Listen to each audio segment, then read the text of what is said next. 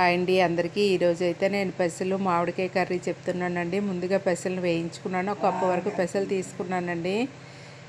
వేయించి కుక్కర్లో పెట్టుకున్నాను. ఇదైతే తప్పకుండా వేయించాలండి, పచ్చివైతే అస్సలు బాగోదు. ఒక 5 విజిల్స్ వచ్చే వరకు ఉంచుకున్నానండి మీడియం ఫ్లేమ్లో. పెసలు అయితే ఉడికిపోయండి. ఇప్పుడైతే పోపు వేసుకుందాము. ఈలోగా నేను మామిడికాయలు తొక్కు తీసి ముక్కలు చేసి పెట్టుకున్నానండి.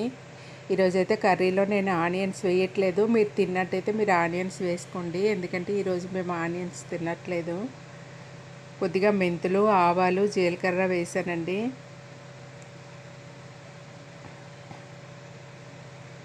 కరివేపాకు, ఎండుమిరపకాయలు, పచ్చిమిరపకాయలు వేసానండి. ఇది ఇప్పుడు టమాటాలు వేసాను. ఒక టమాటా పెద్దది ఒకటి తీసుకున్నానండి. మామిడికాయలు చిన్నవి 2 తీసుకున్నాను.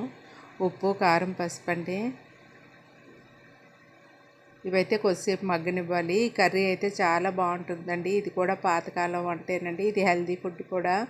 మీరు మీ ఇంట్లో ట్రై చేయండి. మామిడికాయ పప్పే కాకుండా ఇలా పెసల్లో వేసి కూడా వండుకోవచ్చు. ఇప్పుడైతే పెసలు కూడా వేస్తానండి. మొత్తం చూడండి, కర్రీ ఇలా గ్రేవీగా దించాలి. తర్వాత అయితే చిక్కగా అయిపోతుందండి. కొద్దిగా ధనియా జీరా పౌడర్ వేసుకున్నాను. కర్రీ అయితే రెడీ అయిపోయిందండి. ఈ వీడియో మీకు నచ్చినట్టయితే లైక్ చేయండి, షేర్ చేయండి, సబ్స్క్రైబ్ చేయండి, కామెంట్స్ కూడా చేయండి.